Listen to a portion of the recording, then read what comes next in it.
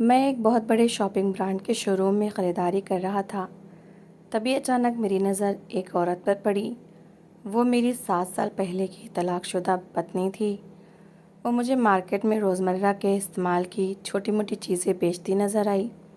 मैंने उसका मजाक उड़ाया और बोला कि देखा ना, मुझसे तलाक लेकर तुम्हारा क्या हाल हो गया है। मेरे बाद तुम्हें कोई अमीर आदमी नहीं मिला।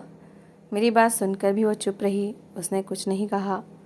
मैंने उस पर तरस खाकर और कुछ चीज़ें खरीद कर उसके सामने फेंक दी, लेकिन उसे बदले में 1000 रुपये दिए। थोड़े समय बाद ही मुझ पर रिश्वतखोरी का इल्ज़ाम लगा और मैं जेल चला गया। लेकिन इसके बाद जांच के लिए असिस्टेंट कमिश्नर मेरे पास आई, तो ये देखकर मेरी हैरानी की कोई सीमा न रही कि वो तो मैंने उसे कहा था, मैं तुम्हें तलाक देता हूँ। नैना आंखों में आंसू लिए मेरे सामने खड़ी थी। उसके चेहरे पर दर्द उतर आया था, लेकिन मैंने इस दर्द से नज़रें चुरा ली थीं और उसे तलाक देकर धक्के मारकर अपने घर से निकाल दिया था। वो मेरे सामने विनती कर रही थी, रो रही थी और गिड़गिड़ा रही थी। वो बार बार मुझसे कह रही थी, अनिकेत, मेरे साथ ये जुल्म मत करो, मुझे घर से मत निकालो। मैं कहाँ जाऊँगी, मेरा कोई नहीं है। लेकिन मैंने उसकी एक ना सुनी थी। वो मुझे बार बार अपने निर्दोष होने की दुहाइयाँ दे रही थी, लेकिन मुझ पर उसकी कोई बात असर नहीं कर रही थी। मैं उस समय का अहंकारी शासक बना खड़ा था, जिसने अपना फैसला सुना दिया था और उसके सुनने के मूड में नहीं था। उसकी आवाज़ कानों में गूंज रही थी, लेकिन दिल पत्थर बन चुका था। वो मेरे कदमों में बैठ गई थी। उसने मेरे पैर पकड़ लिए थे। उसके आंसू मेरे पैरों पर गिर रहे थे, लेकिन मेरे अंदर की कठोरता कम होने का नाम नहीं ले रही थी। उसके होंठ काँप रहे थे। उसकी सांसें उखड़ चुकी थीं। वो हर पल मुझे देखती और आशा करती कि शायद मैं रुक जाऊं, शायद मैं उसे वापस बुला लूं, शायद मैं कह दूं कि ये सब एक गलती थी। मगर ऐसा कुछ भी ना हुआ। मैंने उसके हाथ झटक दिए थे। वो ज़मीन पर गिर गई थी। उसके माथे पर हल्की सी चोट आई थी, लेकिन उसने परवाह न की। वो फिर से उठकर मेरे सामने खड़ी हो गई थी, जैसे उसके पास खोने को अब कुछ बाकी ना हो। उसकी आंखों में एक अजीब सा डर था, एक ऐसा डर जो किसी बेसहारा इंसान की आंखों में होता है जब उससे उसका आखिरी सहारा छीन लिया जाए। मैंने दरवाज़ा खोला और उसे बाहर धकेल दिया था। वो लड़खड़ाती हुई बाहर निकली थी। उसने आखिरी बार पलटकर मुझे देखा था। उसकी आंखों में सवाल थे, शिकायत थी, दर्द था और एक खामोश सी बद्दुआ भी, शायद बद्दुआ थी जिसे वो ज़बान पर ना ला सकी।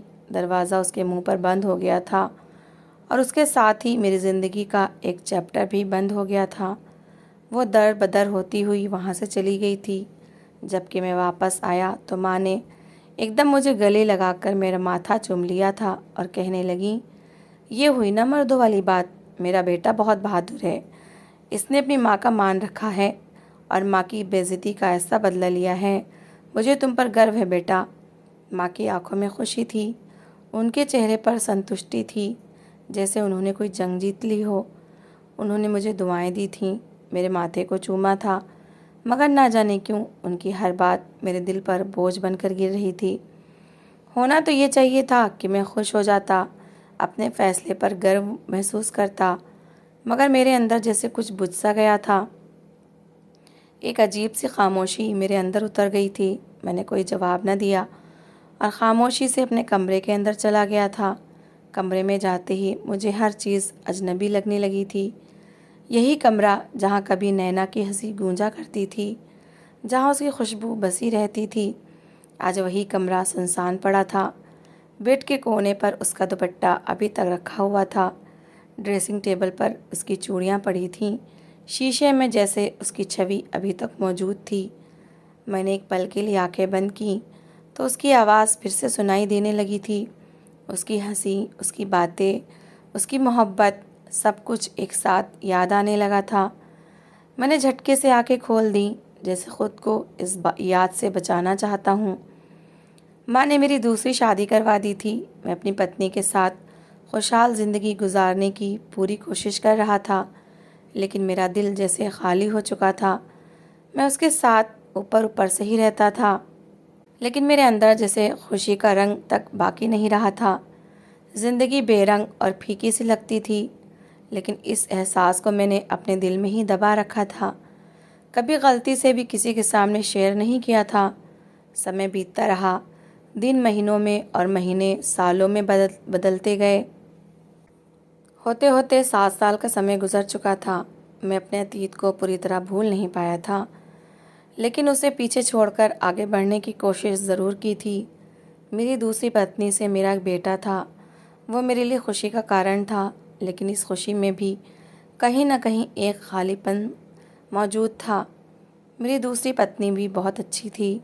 वो नैना की ही परछाई थी, मुझसे बहुत प्यार करती थी, मेरी ज़रूरतों का ख्याल रखती थी, मेरी हर बात जैसे उसके लिए हुक्म का दर्जा रखती थी। अगर मैं परमिशन ना देता तो वो साल साल भर मायके नहीं जाती थी। हालांकि उसका मायका भी इसी शहर में था, सिर्फ 25 मिनट की दूरी पर। लेकिन इसके बावजूद वो कभी मेरी अनुमति के बिना वहाँ नहीं गई थी। हालांकि मैंने उस पर कोई रोक नहीं लगाई थी, लेकिन उसका मेरी इच्छा का इतना एहसास करना मुझे बहुत अच्छा लगता था।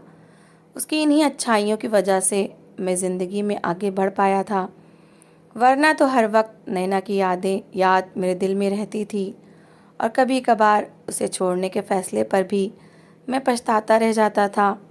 मैं खुद से नज़रें चुराता था, अपने फ़ैसले को सही साबित करने की कोशिश करता, लेकिन दिल के किसी कोने में एक आवाज़ हमेशा कहती थी कि मैंने जुल्म किया है। मैं बहुत अमीर था, मेरे पास करोड़ों की जायदाद थी, घर में रुपए पैसे की रेल पेल थी, किसी चीज़ की कोई कमी नहीं थी। हम लोग ख़ानदानी रईस थे। मुझे विरासत में जायदाद का एक बड़ा हिस्सा मिला था, और इसके साथ साथ मैं खुद भी बहुत सक्षम था। गवर्नमेंट जॉब में ऊंची पोस्ट पर था, हर कोई मेरी इज्जत करता था, मेरी बात सुनी जाती थी। लेकिन इस सब के बावजूद मेरे दिल का सुकून कहीं खो गया था। नैना मेरी ज़िंदगी में किसी बहार के झोंके की तरह आई थी। उसका संबंध गरीब फैमिली से था, लेकिन मुझे उसकी बहादुरी और निडरता बहुत पसंद आ गई थी। मैं उस पर अपना दिल हार गया था, और माँ के सामने ज़िद पकड़ ली थी कि शादी करूँगा तो नैना से ही करूँगा, वरना सारी ज़िंदगी शादी नहीं करूँगा। माँ ने मेरी इतनी ज़िद पर नैना को एक नज़र देखने की हामी भर ली थी, और जब उन्होंने नैना को देखा तो वो भी इनकार न कर सकीं और फ़ौरन ही रिश्ता पक्का कराई थीं। उस दिन मेरी खुशी की सीमा न रही थी। मुझे लगा था कि मैं दुनिया की सबसे बड़ी खुशी हासिल कर ली है। नैना जब इस घर में आई थी तो उसने अपने प्यार और व्यवहार से हर किसी का दिल जीत लिया था। वह हर एक का ख्याल रखती थी, माँ की सेवा करती थी, मुझे इज्जत देती थी, हर काम दिल लगाकर करती थी। मुझे कभी उससे कोई शिकायत नहीं हुई थी। मगर ना जाने कब हालात ने ऐसा रुख लिया कि वही नैना मुझसे छिन गई, या शायद मैंने खुद उसे अपने हाथों से खो दिया था।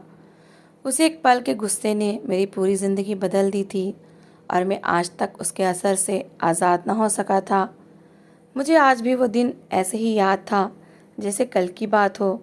जब नैना पहली बार मेरे सामने आई थी तो उसकी आंखों में एक अजीब सी चमक थी। वो आम लड़कियों जैसी नहीं थी। उसके चेहरे पर मासूमियत के साथ साथ एक अजीब सी हिम्मत और हौसला भी था। वो दिन मुझे कभी नहीं भूला जब मैंने उसे हकीकत में पहचाना था।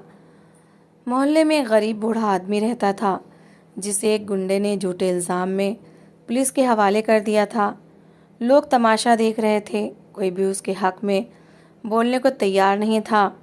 पुलिस वाले उसे ज़बरदस्ती ले जाने लगे थे कि अचानक नैना आगे बढ़कर उनके सामने खड़ी हो गई थी। उसकी आवाज़ में अजीब सा आत्मविश्वास था। उसने पुलिस वालों से कहा था कि बगैर सबूत के आप किसी को कैसे ले जा सकते हैं। उसने उस गुंडे की आंखों में आंखें डालकर बात की थी। वो बिल्कुल भी नहीं डरी थी। लोग हैरान थे कि एक लड़की इतनी हिम्मत कैसे दिखा सकती है।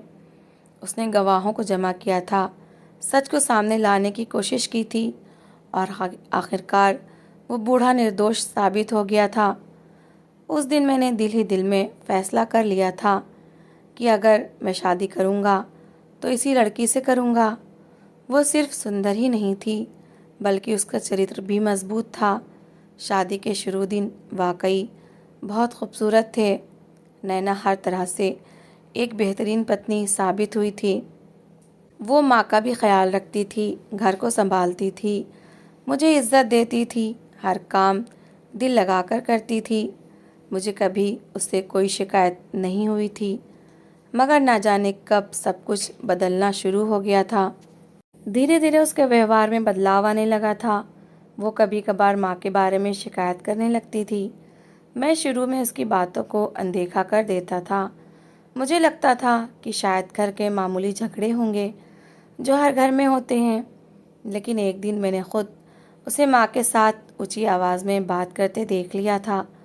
वो कह रही थी कि आप अपनी हद में रहा करें और हद पार ना करें। उसकी आवाज़ तेज़ थी और स्वर कठोर था। मैं ये दृश्य देखकर स्तब्ध रह गया था। मुझे ऐसा लगा था जैसे मेरे दिल पर किसी ने वार कर दिया हो। उस एक पल ने मेरे अंदर उसके लिए सब कुछ बदल दिया था। मैंने ये सोचने की भी कोशिश नहीं की कि शायद कोई गलतफहमी हो सकती है। मैंने ना उसकी एक बात सुनी और ना ही सच्चाई जानने की कोशिश की। गुस्से में आकर मैंने वो फैसला कर लिया जिसने सब कुछ तबाह कर दिया था। मैंने उसे तलाक दे दी थी। उसके आंसू, उसकी विनतियाँ, उसकी बेबसी, कुछ भी मुझे रोक ना सका। फिर समय बीतता चला गया। 7 साल ऐसे ही गुजर गए थे।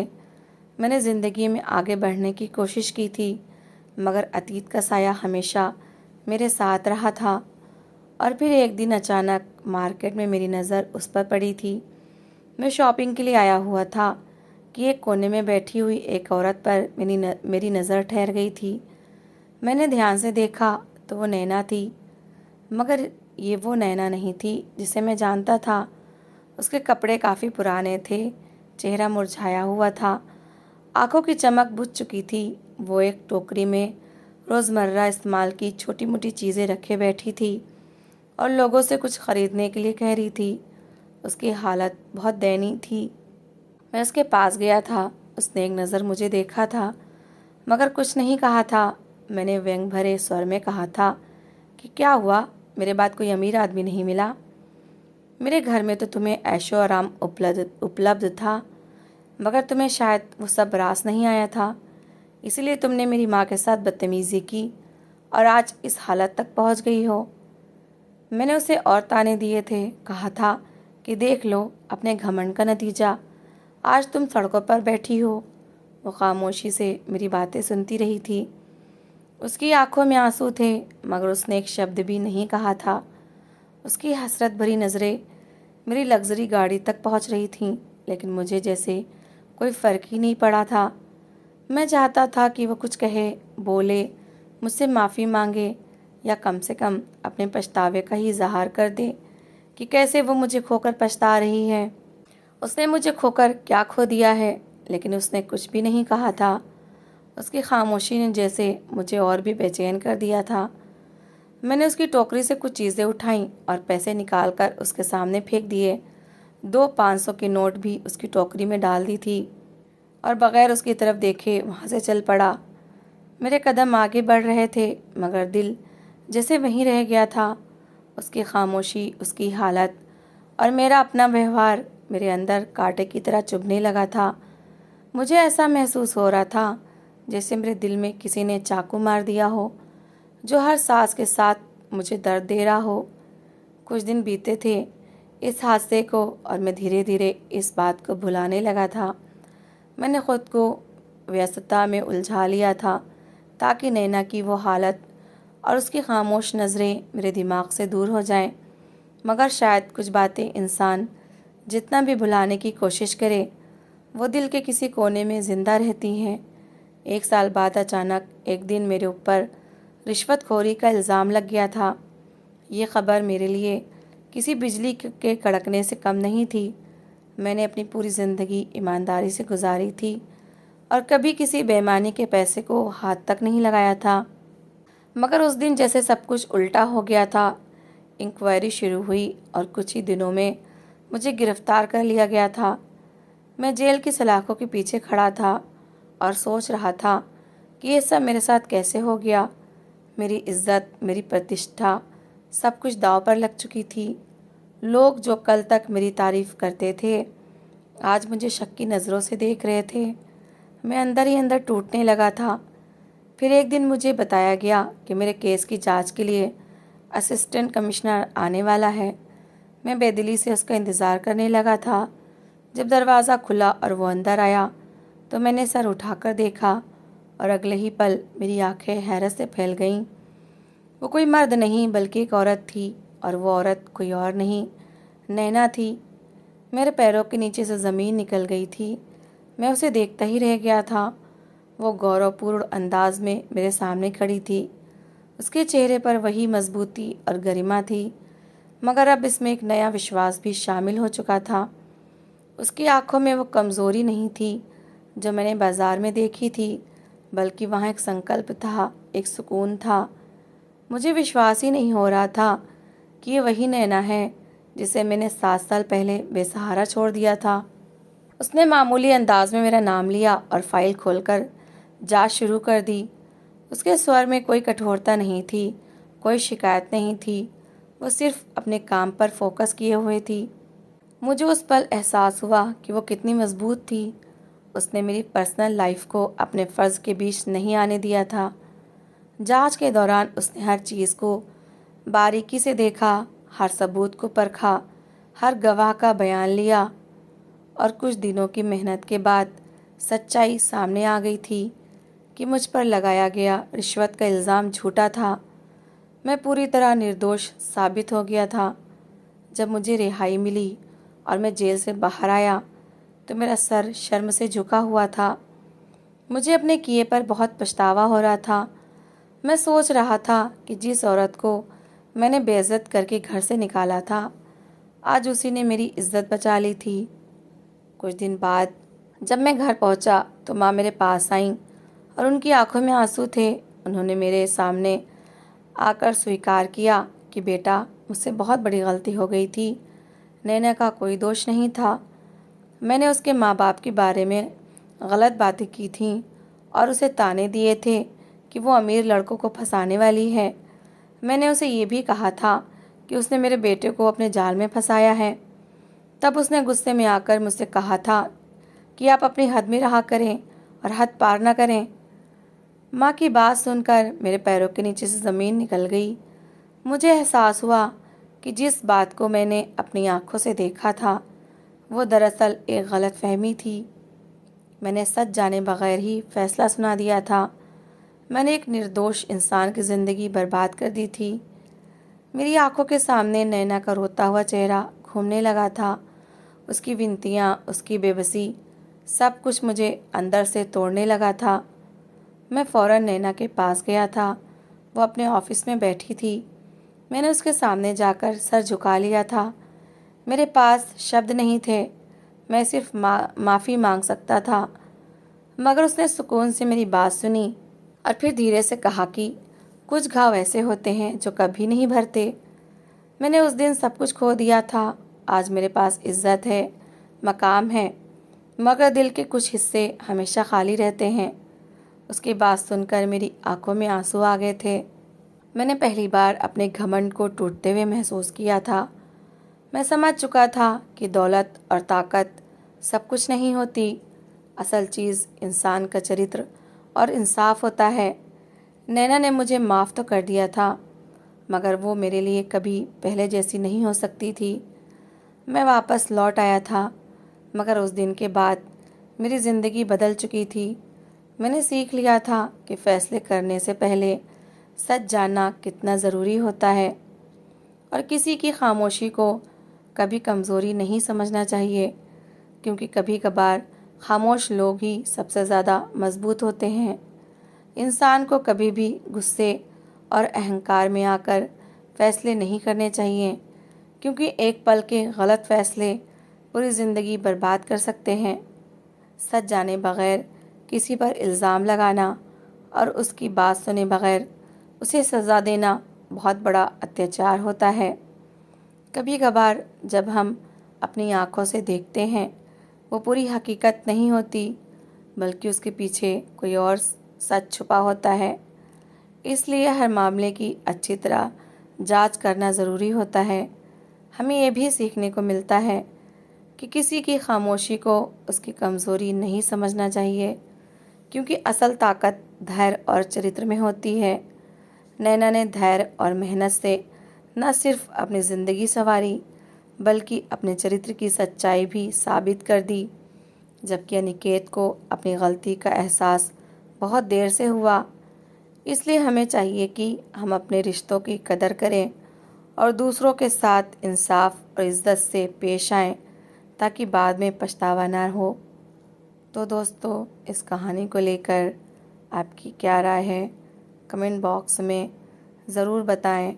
और अगर आपको हमारी आज की कहानी अच्छी लगी हो तो प्लीज़ इसे लाइक ज़रूर करें। अगर आपने अभी तक हमारे चैनल को सब्सक्राइब नहीं किया तो ज़रूर कर लीजिए। तो मिलते हैं ऐसी ही एक और मोटिवेशनल कहानी के साथ। Thanks for watching.